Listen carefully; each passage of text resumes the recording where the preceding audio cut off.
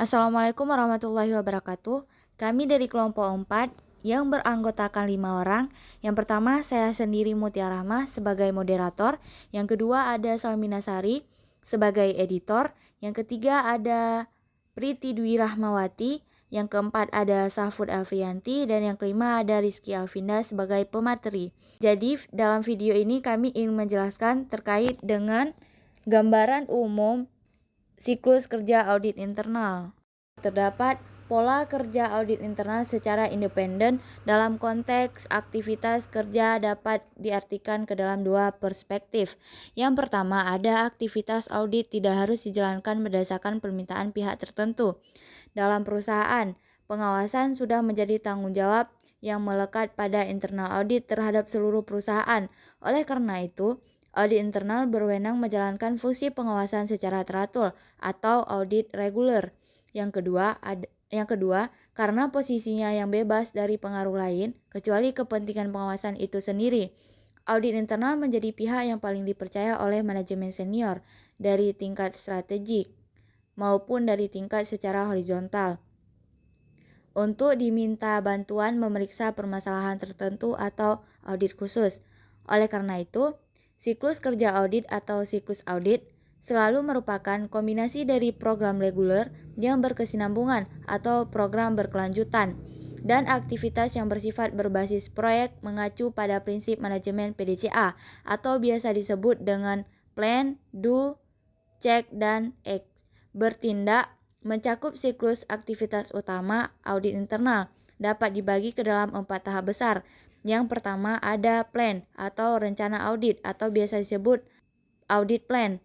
Audit plan merupakan upaya menerjemahkan strategi korporasi serta umpan balik yang diterima dari berbagai pihak ke dalam perspektif audit internal, yaitu berupa pemetaan risiko dan pengendalian, penetapan strategi audit, hingga penyusunan audit program. Yang kedua ada do atau pelaksanaan audit atau biasa disebut juga dengan audit execution. Audit execution merupakan implementasi dari rencana audit, baik secara teratur atau regular audit, maupun berdasarkan investigasi atau permintaan pihak tertentu atau special audit. Keduanya dijalankan secara sinergis antara pengawasan tidak langsung maupun pengawasan langsung. Mengingat aktivitas yang bersifat continuous audit, maka pengembangan audit database juga menjadi bagian yang penting dari tahap ini. Dan yang ketiga ada cek atau penyajian hasil audit atau biasa disebut juga dengan audit deliverables. Audit deliverables merupakan penyampaian konfirmasi temuan atau vending confirmation kepada pihak klien atau teraudit, hingga penyajian hasil laporan audit ke auditi dan pihak-pihak yang berkepentingan, baik konfirmasi temuan maupun laporan hasil audit, perlu ditanggapi oleh pihak auditi sebagai fungsi rechecking. Yang keempat ada X, peninjauan kembali hasil audit atau biasa disebut juga dengan audit evaluation. Audit evaluation merupakan aktivitas evaluasi atau review yang terdiri dari dua aspek. Yang pertama ada evaluasi terhadap tindak lanjut hasil audit yang harus dijalankan oleh pihak auditi. Yang kedua ada evaluasi secara internal mengenai kecakupan pengelolaan risiko dan pengendalian internal, serta review internal terhadap kinerja audit. Hasil review sepenuhnya akan digunakan untuk tahap perencanaan audit ke depan.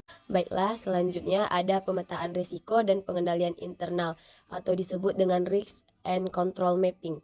Pemetaan risiko dan pengendalian internal merupakan aktivitas awal dari sebuah perencanaan audit, bahkan merupakan aktivitas paling menentukan yang memberikan garis besar tentang arah seluruh pelaksanaan internal audit. Adapun tujuan pemetaan yaitu melihat sebaran dari berbagai titik kritis yang terdiri dari dua. Pertama, berbagai critical risk point, yaitu setiap objek pengawasan yang mengandung risiko potensial dengan dampaknya yang signifikan. Yang kedua, berbagai critical control point, yaitu setiap objek pengawasan yang mengandung ancaman terjadinya sistem break. Terdapat dua faktor yang perlu diperhatikan dalam melakukan pemetaan, yaitu satu, acuan pemetaan atau mapping reference.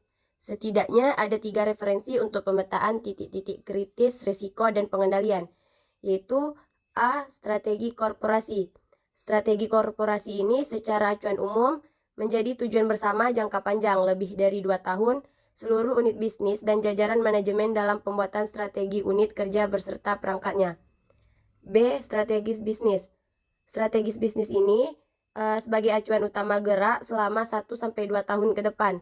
Strategi ini ditetapkan oleh Board of Director di setiap unit bisnis yang meliputi proyeksi target penjualan dan strategi penetrasi pasar. C. Umpan balik dan ekspektasi bagi internal audit, yaitu hasil pengawasan internal audit sebelumnya serta pandangan dan harapan dari pemilik atau komisaris, manajemen senior, dan para kolega mengenai peran internal audit ke depan. Yang kedua faktornya yaitu lingkup pemetaan atau mapping scope. Lingkup pemetaan dibentuk dari pilihan atau seleksi terhadap berbagai kelompok objek pengawasan atau audit object group yang dianggap penting dari ukuran risiko dan kepentingan pengendalian. Melakukan pemetaan, yaitu yang pertama, acuan pemetaan atau mapping referensi. Setidaknya ada 3 acuan untuk pemetaan titik kritis risiko dan pengendalian, yaitu yang pertama, strategi korporasi sebagai acuan umum, yaitu karena menjadi tujuan bersama jangka panjang atau lebih dari 2 tahun. Seluruh bisnis unit dan jajaran manajemen dalam pembuatan strategi unit kerja beserta perangkatnya, ya, atau action plan, sasaran atau target, dan KPI. Strategi koperasi biasanya ditetapkan oleh business owner, yaitu atau RUPS atau holding company. Yang kedua, strategi bisnis sebagai acuan utama gerak selama 1-2 tahun ke depan.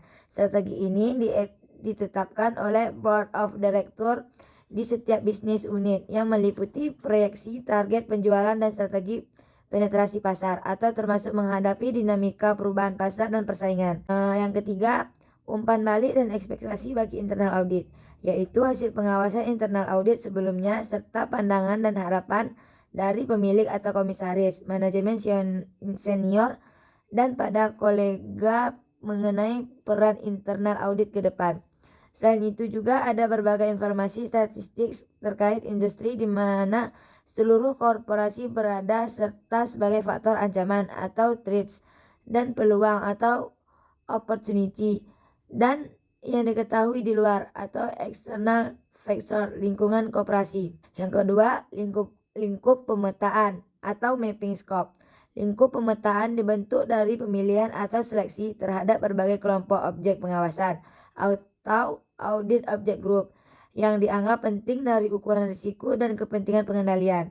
Yang pertama yaitu jajaran perusahaan atau strategi bisnis unit sama dengan SBU yang tergabung dalam grup koperasi. Yang kedua, semua departemen teknis dan wilayah kerja sesuai organisasi setiap SBU yang memiliki kontribusi signifikan sebagai pencetak laba. Yang ketiga, berbagai pos perkiraan laporan keuangan yang penting. Yang keempat, semua titik aktivitas yang penting dalam rangkaian proses nilai tambah bisnis atau business value chain. Yang ketiga, batasan pemetaan atau mapping boundaries. Ini adalah hal-hal yang membatasi luas daerah pemetaan, seperti ketersediaan SDM, auditor, atau manpower, baik dari segi jumlah maupun kapabilitas. Yang kedua, waktu kerja atau workday. Dalam satu periode audit 1-2 tahun di samping mengantisipasi hari libur nasional juga harus disesuaikan dengan kalender korporasi dan setiap bisnis unit. Yang ketiga, alokasi dan operasi atau budget yang disetujui khususnya untuk penguasaan audit dan audit on-site ke luar kota atau biaya transportasi, akomodasi, dan sebagainya. Yang keempat, akses ke audit object group yang meskipun independensi auditor memungkinkannya untuk masuk ke berbagai critical objects, tidak jarang pada banyak perusahaan non-TBK, para pemilih atau pemimpin korporasi tidak begitu confidence memberikan akses ke suatu bidang yang mereka anggap sensitif atau seperti yang diuraikan dalam pembahasan audit manajemen. Baiklah, hanya ini yang dapat kami sampaikan dari kelompok 4. Apabila ada kesalahan kami mohon maaf. Kami akhiri, wabillahi taufiq wal hidayah. Wassalamualaikum warahmatullahi wabarakatuh.